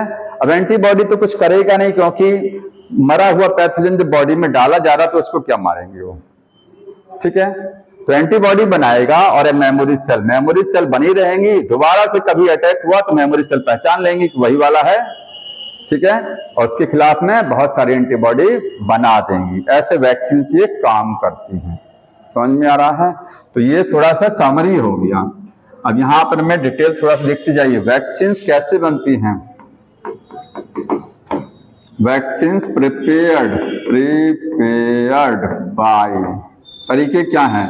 या तो वीक किल्ड पैथोजन, या तो पैथोजन को मार दीजिए और बॉडी में ट्रांसफर कर दीजिए, ठीक है। दूसरा है या तो पैथोजन को वीकेंड कर दीजिए, वीकेंड का मतलब उसको वीक कर देना, वीकेंड को बोलते हैं एटीन्यूएटेड। एक वर्ड यूज किया जाता है लाइव एटीन्यूएटेड वैक्सीन। लाइव का मतलब कभी वो जिंदा था लेकिन उसको हमने अधमरा कर दिया, ठीक है। तो वीक, अगर पैथोजन को वीक किया है तो इस वैक्सीन को बोलेंगे लाइव एटीन्यूएटेड, ठीक है। किल्ड है या लाइव एटीन्यूएटेड है, समझ में आया। और तीसरा तरीका है कि उसके कुछ सरफेस एंटीजेंस ले लेंगे, उसकी बॉडी से कुछ एंटीजेंस लेकर के और उसको वीक करके बॉडी में डाल देंगे। सरफेस एंटीजेंस, सरफेस एंटीजन का मतलब ये इसमें देखिए यहां दो जगह हमने पूरा पैथोजन या तो मार दिया या तो उसको वीक कर दिया, लेकिन यहां हमने पैथोजन की बॉडी से कुछ हिस्सा निकाला है, पूरा पैथोजन इसमें यूज नहीं कर रहे हैं, यहां पर उसकी बॉडी से कुछ पार्ट निकाला जिसकी वजह से समस्या हो रही थी, बॉडी में किसी के बीमारी हो रही थी, उस हिस्से को निकाला। वो हिस्सा प्रोटीन भी हो सकता है, वो हिस्सा कार्बोहाइड्रेट भी हो सकता है, कार्बोहाइड्रेट, ठीक है। वो हिस्सा टॉक्सिन भी हो सकता है, कोई टॉक्सिन है जिसकी वजह से बीमारी हो रही है, उस टॉक्सिन को निकाल लेंगे, ठीक। तो ये वैक्सीन इस तरीके से बनाई जाती हैं। और वैक्सीन काम कैसे करती हैं, हमारी बॉडी के जो वैक्सीन बॉडी में ट्रांसफर की जाएंगी तो बॉडी में मेमोरी सेल डेवलप हो जाती है। जैसे ही वैक्सीन बॉडी में डाला गया, बॉडी क्या करेगी, तुरंत मेमोरी सेल बना के रख लेगी, ठीक है। तो यहां लिखेंगे बॉडी जो होती है, body develop memory cell, memory cells बनाएगी आफ्टर इंजेक्शन ऑफ वैक्सीन। जब वैक्सीन इंजेक्ट होगा तो मेमोरी सेल बनेगा, मतलब काम किसका चलेगा, बी सेल का रोल चलेगा यहां, और टीएच सेल का रोल होगा। एंटीबॉडी भी बनेगी और मेमोरी सेल, ठीक। तो बताइए vaccine primary immune response develop कराया कि सेकेंडरी वाला। जब वैक्सीन इंजेक्ट कराया गया बॉडी में तो प्राइमरी इम्यून रिस्पॉन्स हुआ, ध्यान रखिएगा, प्राइमरी इम्यून रिस्पॉन्स, ठीक है। और जब रियल अटैक वैक्सीन काम कैसे करती है, जब वो काम करती है वैक्सीन तो तब वो सेकेंडरी वाले तरीके से काम करती हैं। जब दोबारा कभी अटैक होगा पैथोजन का तो बॉडी को बचाएंगी ना, तो बचाएंगी तो सेकेंडरी इम्यून रिस्पॉन्स में आएगा। अब तुम कुछ कह रहे थे, वो मैं आपको बता दे रहा हूं। देखिए और कुछ बचा हुआ है इसमें, तो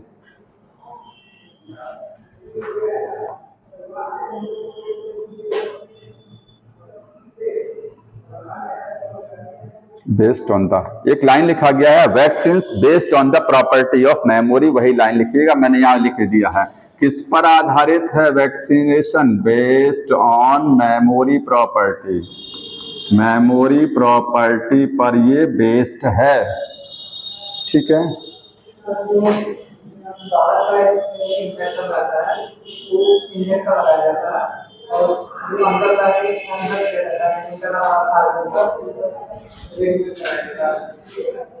देखिए रेडीमेड तब जरूरत पड़ती है जब आपको तत्काल एक्शन लेना है। कोई ऐसी पैथोजन बॉडी में अटैक कर गया, डॉग बाइट कर गया, तो इंतजार थोड़ी ना करेंगे, तत्काल के लिए आपको जो है उसके अगेंस्ट में रेडीमेड एंटीबॉडी, इसलिए काट लिया तो इंतजार नहीं करना, तुरंत क्या रेडीमेड एंटीबॉडी। हाँ ये कि बचाव करना है तो बचाव के लिए वो वैक्सीनेशन है, ये बचाव देता है, प्रिवेंशन देता है, बीमारी को होने से रोकता है, बीमारी ना हो पहले से बचाव ले लिया जाता है वैक्सीनेशन से। रेडीमेड अलग चीज होती है।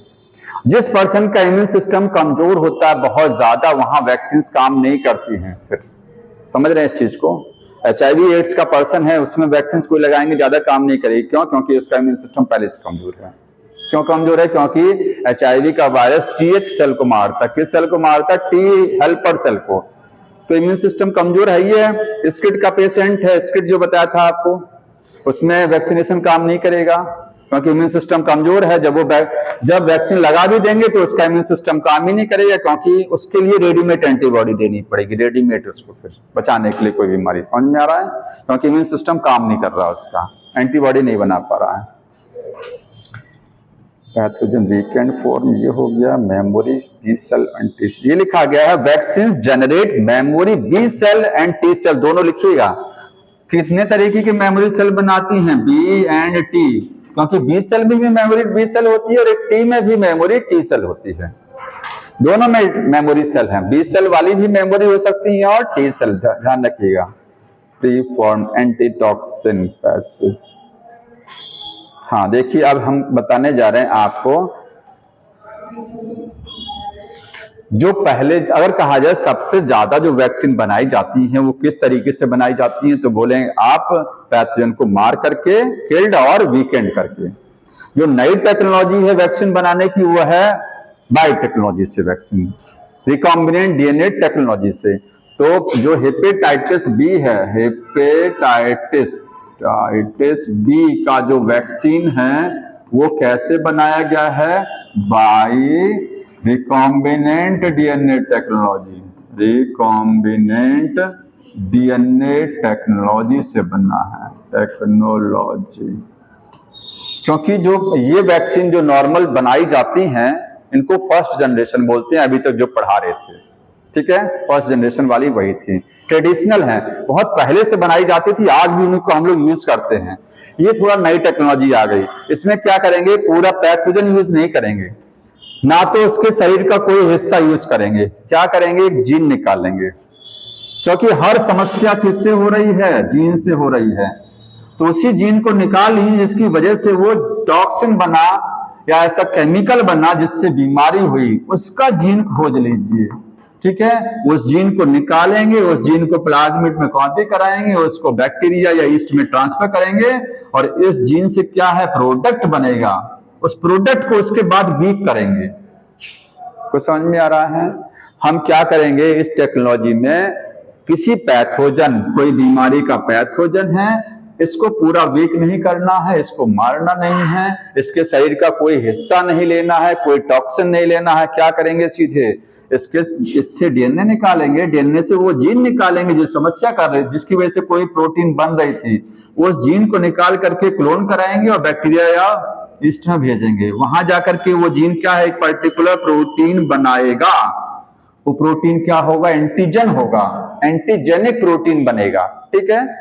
फिर उस प्रोटीन को वीक करके बॉडी में डाला जाएगा वैक्सीन के रूप में। अब एक चीज बताएंगे, प्रोटीन तो पहले भी तो बन रहा था, अभी जो हमने कहा कि कोई पैथोजन है, या तो उसको पूरा मार दीजिए, या तो उसको अधमरा कर दीजिए, या तो इसकी बॉडी से कोई प्रोटीन निकाल करके उसको वीक करके बॉडी में डाल दीजिए।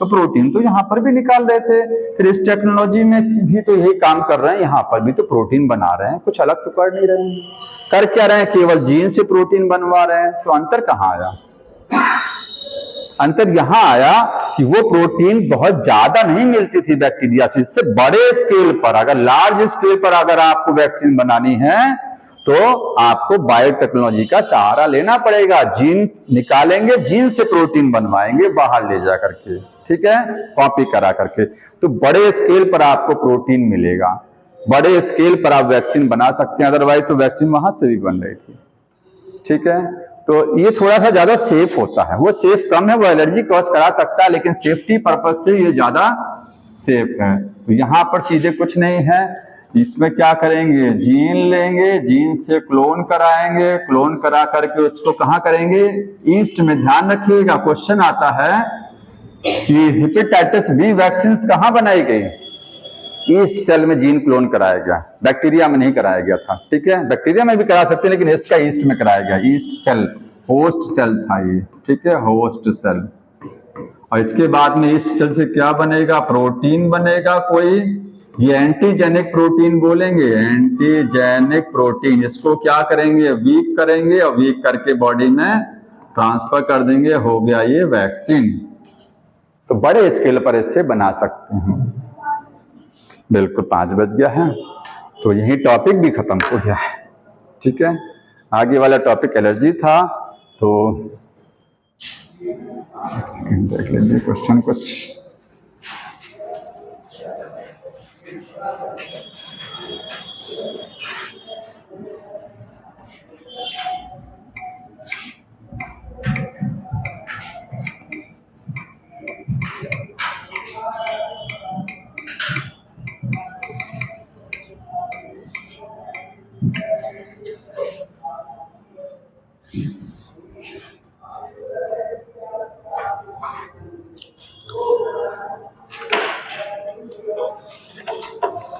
कल तुमने बेटा जो नोट्स दिखाया था तुम्हारा, वो एक्चुअल नोट्स था कि रफ था? हमको ये बता दीजिए आप।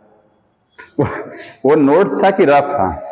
क्योंकि तुम थोड़ा लेट आई तो मैंने जिक्र, हाँ वो नोट्स था कि रफ था? वो जो क्वेश्चन तुमने पूछा था रियल नोट्स है वो? बड़ा अजीब टाइप का लग रहा था वो, उनको रफ कॉपी, रफ से लग रहा था ऐसा नोट। इसलिए मैं बार बार कहता हूँ कि नोट कर लिया करिए, ठीक है? थोड़ा साफ साफ लिखेंगे, पढ़ने में भी मन लगेगा। गंदा गंदा लिखेंगे, पढ़ने में मन लगेगा, कुछ नहीं लगेगा। क्या ये देखिए,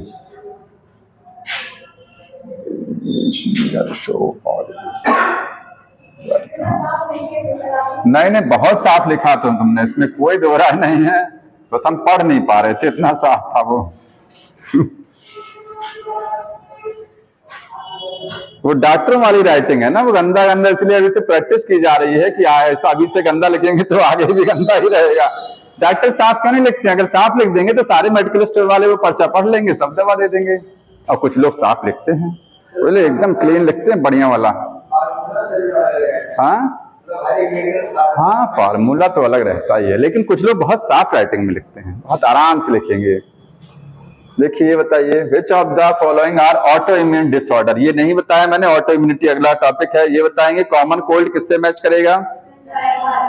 rhino virus, hemozoin plasmodium, hemozoin RBC में बनता है। Widal test, typhoid, allergy, dust mite आएगा आगे, ठीक है? हाँ, हीमोजॉइन प्लाज्मोडियम ये नहीं जानना है। बुखार किससे आता है? आरबीसी में हीमोजॉइन ग्रेन्यूल्स बनते हैं, जो प्लाज्मोडियम है। मलेरिया पैरासाइट है, वही तो बनाता है। जब प्लाज्मोडियम एंटर करेगा लिवर सेल में, वहां से जाएगा आरबीसी, आरबीसी में बनेगा हीमोजॉइन, ठीक है? ये बताएंगे, ये नहीं है, ये तो आगे है। टाइफाइड, टाइफाइड क्या है? बैक्टीरिया है। लिस्मानिया क्या है? लेशमानिया फ्लैजिलेटेड प्रोटोजोआ है। प्रोटोजोआ में कैटेगरी है नीबॉइड, फ्लैजिलेटेड, सीलेटेड और स्पोरोजोन्स है। फ्लैजिलेटेड है, ठीक है? लिस्मानिया। रिंग वॉर्म क्या है? फंगस है, ठीक है? और फाइलेरियासिस है, निमाटोड है, राउंड वॉर्म है फाइलेरियासिस। बोन मैरो आगे है। हाइपर इम्यूनिटी वाला केस ये बताएंगे क्या? हाँ, ये ऑर्गन ट्रांसप्लांट वाला केस था अभी जो बताया था मैंने, देखिए। Some organ like liver, kidney fails to function normally, and transplantation is only remedy to enable the patient live a normal. समझ रहे हैं?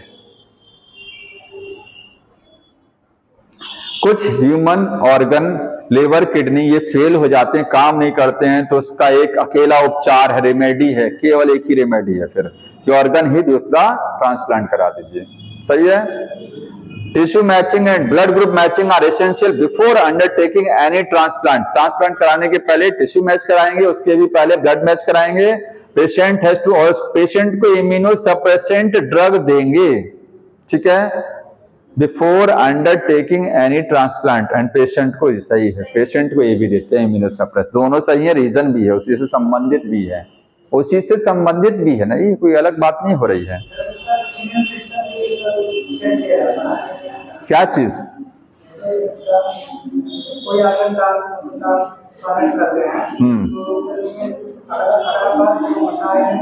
अरे पहले ब्लड मैच कराएंगे, टिश्यू मैच कराएंगे कि टिश्यू में जो है, जो मास्ट सेल हैं, जो इम्यून सेल हैं, वो कुछ डिफरेंस तो नहीं है। तो टिश्यू जब मैच हो जाएगा तब आपके बॉडी में ट्रांसफर किया जाता है। समझ रहे हैं ना? अच्छा, इम्यून सिस्टम में होता क्या है? इम्यून सिस्टम में आपके लिम्फोइड ऑर्गन हैं, आपके जो है बी और टी सेल हैं, जितनी WBC हैं वो सारी हैं, ठीक है? और आप पढ़ेंगे उसमें वो माल्ट है, गाल्ट है, ये सब क्या है? इम्यून सिस्टम का ही तो पार्ट है, तो वो सारा चीज मैच कराया जाता है। ये बताइए, ट्यूमर आगे है। हाँ, ये बताएंगे, बताइए इसको। बी लिम्फोसाइट से पैसिव इम्यूनिटी की cell mediated produce army of protein in response to pathogen, innate immunity मिलेगी। हाँ, बी सेल लिम्फोसाइट से क्या होगा? सेल मेडिटेट नहीं होता है, पैसिव होता नहीं है। पैसिव तो रेडीमेड से होता है, इन्नेट इम्यूनिटी में है ही नहीं है। ये तो एक्वायर्ड में बच्चा, ये आर्मी एंटीबॉडी है। आर्मी ऑफ प्रोटीन का मतलब, क्योंकि एंटीबॉडी प्रोटीन है ना, तो एंटीबॉडी ढेर सारी बनती हैं एकदम सेना की तरीके से। Army of protein. प्रोटीन क्या? Antibody in response to pathogen. जब पैथोजन अटैक करेगा तो आपकी बॉडी क्या करेगी? एक सेना तैयार कर देगी। वो किस चीज का होगा? प्रोटीन्स का सेना होगा। Interferons, innate T lymphocyte, cell mediated, colostrum passive immunity है, ठीक है। और पैसिव में भी नेचुरल पैसिव है वो, ठीक है। ये बताएंगे। रिंगवॉर्म किससे मैच करेगा? ट्राइकोफाइटॉन से। फाइलेरिया, वॉचरिया बैंकरॉफ्टी, वॉचरिया मलाई भी होता है। मलेरिया, प्लाज्मोडियम वाइरेक्स से। निमोनिया, हीमोफिलस इन्फ्लुएंजा और स्ट्रेप्टोकोकस निमोनियाई भी है, 2 हैं, ठीक है। एक पेज हो गया, ज्यादा इसमें देखिए है ही नहीं है। इस चैप्टर में बहुत क्वेश्चन 4 ही पेज में खत्म है ये बताएंगे विच ऑफ द ब्लड, ये प्रोड्यूस क्या है इसमें फिल्म? हाँ बताइए। TH सेल बोल रहा है। HIV हालांकि आगे है ये, लेकिन HIV में TH सेल डिस्टर्ब होती है, ठीक है। TH सेल, ठीक। हीरोइन वाला है, ये सब आगे है। अच्छा ये हट गया ना, ये सब ड्रग वाला हट गया ना, है ठीक, ओके। टाइफाइड मैच कराइए। साल्मोनेला। एलिफेंटियासिस हो गया। एलिफेंटियासिस कहाँ गया? ये माइक्रोस्पोरम एस्के हेलमंथ नेमेटोड है ना, वो क्या है? वो नेमेटोड है, क्योंकि वॉचेरिया जो है वो क्या है? नेमेटोड है, ठीक है। रिंगवॉर्म किससे मैच करेगा? माइक्रोस्पोरम। मलेरिया प्रोटोजोआ से मैच कर गया ना, ठीक। ये उससे है, ड्रग वाले से है। साइटोकाइनिन बैरियर, ये बताइए। साइटोकाइनिन बैरियर, लास्ट वाला सबसे। इंटरफेरॉन्स, सेलुलर बैरियर्स जो सेल जिसमें होती हैं, तो न्यूट्रोफिल, मैक्रोफाजेस और नेचुरल किलर सेल्स, ये सारी सेल हैं। फिजियोलॉजिकल में आपका म्यूकस नहीं आएगा, सलाइवा आएगा, ठीक है। म्यूकस कोटिंग तो वो आपका फिजिकल बैरियर्स में आता, हाँ ठीक है, फिजिकल हो गया। ये ऑटो इम्यूनिटी वाला केस है। और एक्वा, हाँ ये बताएंगे। ये बताइए। एनामनेस्टिक रिस्पॉन्स बताया था ना आपको, क्या होता है एनामनेस्टिक रिस्पॉन्स? एनामनेस्टिक रिस्पॉन्स क्या है? सेकेंडरी वाला जो बहुत फास्ट काम करता है, वही है सेकेंडरी एनामनेस्टिक। तो पहले पूछा क्या है? Incorrect. Acquired immunity is non specific, गलत है, यहीं से विशेष होती है, सबके लिए अलग अलग है। नॉन स्पेसिफिक का मतलब सबको एक जैसा मानती है, नहीं, सबको अलग अलग तरीके से पहचानती है। एक्वायर्ड वाली नॉट स्पेसिफिक गलत है, यही गलत है भी है। Primary response is produce when our body encountered a pathogen first time, जब पैथोजन पहली बार, तो primary immune response. Anamnestic response elicited का मतलब जनरेट होता है ऑन सब्सिक्वेंट, इसका मतलब बताएंगे सब्सिक्वेंट एनकाउंटर। सब्सिक्वेंट एनकाउंटर का मतलब फर्दर, सब्सिक्वेंट का मतलब होता है फर्दर, आगे, ठीक है, सेम टाइप का, हाँ सेम पैथोजन का जब फर्दर अटैक होगा। इसका मतलब सेम नहीं है, सेम तो आगे लिखा है, सब्सिक्वेंट लिख लीजिए, फर्दर होता है अगली बार, बार होता है, ठीक है, अगली बार, दोबारा से, नेक्स्ट टाइम। एनकाउंटर का मतलब यहाँ क्या है? पैथोजन गोली थोड़ी ना मारता है, पैथोजन एनकाउंटर अगर कर रहा है बॉडी पर, इसका मतलब पैथोजन अटैक कर रहा है, ठीक है, ये सही है। Anamnestic response due to the memory of first, पहले एनकाउंटर में मेमोरी बन गया था और वो काम कहाँ आई? सेकेंड एनकाउंटर में वो काम आ गई, ठीक है, सही है।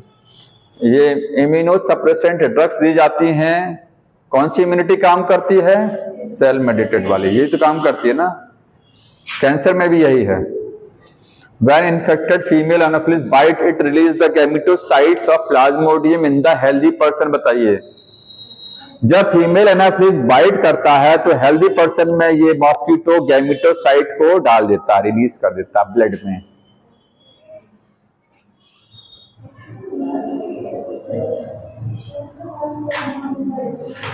कुछ समझ में आ रहा है सही है नहीं?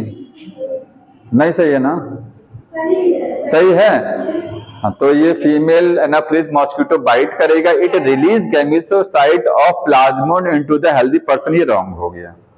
कैसे रॉन्ग हो गया ये? जब बाइट करेगा तो रिलीज करेगा क्या चीज? देखिए, बाइट करते समय गैमेटोसाइट नहीं डालता, स्पोरोजॉइट डालता। लेगा क्या? सक करेगा वो गैमेटोसाइट, मॉस्किटो की बॉडी में जाएगा गैमेटोसाइट, बॉडी में ट्रांसफर किया जाएगा स्पोरोजॉइट। समझ में आया? तो इन्फेक्टिव स्टेज प्लाज्मोडियम की स्पोरोजॉइट ह्यूमन के लिए है, लेकिन मॉस्किटो में जो जाती है इन्फेक्टिव स्टेज वो क्या है? गैमेटोसाइट। ये रॉन्ग हो गया। Female anopheles mosquito take up the sporozoite, ये गलत है। जब भोजन लेता है मॉस्किटो, मील ब्लड लेता है, तो स्पोरोजॉइट को टेकअप नहीं करता है, दोनों गलत है। वो गैमेटोसाइट को टेकअप करता है, स्पोरोजॉइट को डालता है। समझ में आया? दोनों रॉन्ग है ये बताइए। ये वाला ग्राफ्ट रिजेक्शन अगर हो रहा है, ग्राफ्ट ऑर्गन रिजेक्ट हो जा रहा है, तो उसमें किसका रोल है? सेल मेडिएटेड इम्यून रिस्पॉन्स का रोल है। अरे कैसे हीमोरल हो जाएगा जी? अभी तो बताया ना, सेल मेडिएटेड इम्यून। सीधे याद रखिए कि और जब ट्रांसप्लांटेशन वाला है तो इसमें सेल मेडिएटेड ही होता है। कौन सी इम्यूनिटी काम करती है? Cell mediated. तो मैं टी सेल वाली, ह्यूमरल नहीं काम करती, एंटीबॉडी वाली काम नहीं करती। लिखा भी तो है, लास्ट लाइन पढ़िए, अभी बताया तो मैंने आपको, नहीं बताया? ये कैसे ही तो आया था अभी। 2 पेज कंप्लीट हो गया, 1 पेज और देख लीजिए बस। ये लास्ट पेज है, बताएंगे इसको। सेलुलर बैरियर्स किससे मैच करेगा? सेल वाला बैरियर। ये बैरियर प्राइमरी में, ये नेट के हैं, जान लीजिए 4 बैरियर नेट के। नेट्रोफिल, इसकी जगह आपका नेचुरल किलर सेल होता, वह भी सही। साइटोकाइनिन बैरियर, इंटरफेरेंस, वायरस वाला case. Physical barrier, mucus, skin भी दिया है, वो भी सही है, स्किन नहीं दिया ना। और फिजियोलॉजिकल में है HCl जो बनता है, ये HCl है, सलाइवा के लाइसोजाइम है, ये फिजियोलॉजिकल है। फाइलेरियासिस किससे होता है? फाइलेरिया, वाचेरिया बैंक्रोफ्टी, निमेटोड है ये। Amoebiasis, Entamoeba. Pneumonia, Haemophilus, ringworm, Trichophyton. सब याद रखिए, माइक्रोस्पोरम, ठीक है, ट्राइकोफाइटोन, एपिडर्मोफाइटन, ये सब रटना बहुत ज्यादा है इसमें। आपको समझ तो सब आ जाएगा, समझ आता है, लेकिन उसको दिमाग में बैठाने की कोशिश करिए, बार बार पढ़िए। The infective stage of Plasmodium, human में जो जाती है इन्फेक्टिव स्टेज प्लाज्मोडियम की, ह्यूमन के लिए, जो ह्यूमन में एंटर करती है स्पोरोजॉइट, ठीक है। और ये टाइफाइड किससे तो हो जाएगा सभी, तो बार देखिए कितनी बार आ चुका है, देख रहे हैं, पैथोजन वाला खासकर यही जो है बार बार आपको मिला है, ठीक। इसको एक बार देख लीजिएगा, कोई समस्या थोड़ा आता ही है। आइडेंटिफाई द रॉन्ग, बताइए रॉन्ग स्टेटमेंट बताना है आपको। जब रेडीमेड एंटीबॉडी को डायरेक्टली दिया जाता है तो इसको बोलते हैं पैसिव। पहला सही है, सही है पहला। एक्टिव इम्यूनिटी इज क्विक, गलत है, स्लो है। Foetus receive some antibody from mother, it is a passive का केस है ये, फीटस को पैसिव वाली मिलती है, बनी बनाई। When expose to antigen, expose का मतलब समझते हैं, अगर मैं कहूं कि एंटीजन इनको एक्सपोज कर गया तो अटैक कर गया, ठीक है, या मैं एंटीजन से एक्सपोज हो गया तो मैं एंटीजन मेरे ऊपर आ गया, ठीक है, एक्सपोज होना, तो वही एक्सपोज होगा एंटीजन का लिविंग या डेड फॉर्म में, और किसमें, होस्ट की बॉडी में डाला जाएगा, इसको बोलेंगे एक्टिव। ये वैक्सीन बता रहा है, ये क्या बोल रहा है, ये वैक्सीन की बात कर रहा है कि जिंदा चाहे मरा हुआ उसको जिंदा नहीं है, लिविंग जो लिख रहा है ना, ये लिविंग का मतलब अधमरा, लाइव एटेन्यूएटेड बोलेंगे इसको, पूरा लिविंग नहीं रहेगा, ध्यान रखिएगा, ठीक है। हाँ, या लिविंग का सेंस यहाँ पर ये है कि एक्चुअल अटैक जब होता है तो पैथोजन तो लिविंग ही जाता है ना, या तो वैक्सीन से इम्यूनिटी मिलती है, और एक डायरेक्ट पैथोजन जब लिविंग फॉर्म में अटैक करता है, दोनों में ही एक्टिव रहता है। ये देखें, फिर आ गया, ये आ गया ना, ये बताएंगे कोलेस्ट्रम में पैसिव, कोलेस्ट्रम में कौन सी, नेचुरल पैसिव, ये हो गया। एक और बताइए, कोलेस्ट्रम में लैक्टेशन न्यूबॉर्न, IgA, ठीक है। Identify the pair positive typhoid होता है, साल्मोनेला के लिए विडल टेस्ट है, सही है। प्लाज्मोडियम के लिए यूटीआई टेस्ट। अब यूटीआई जानते हैं, पढ़ा तो नहीं, यूरिनरी ट्रैक्ट इन्फेक्शन वैसे होना चाहिए जहां तक मेरा मानना है, यूरिनरी ट्रैक्ट इन्फेक्शन। आगे बढ़ जाते हैं, स्ट्रेप्टोकोकस निमोनियाई के लिए वाइडल टेस्ट नहीं है, ठीक है। साल्मोनेला के लिए एंथ्रोन टेस्ट ये गलत है, तो सही तो इसमें यही है, पूछा एक है, भले आपको नहीं आ रहा लेकिन ये सही तो यही है ना, एक ही सही भी करना है बस। ठीक, एक पेज बचा है, वो अगली बार हो जाएगा।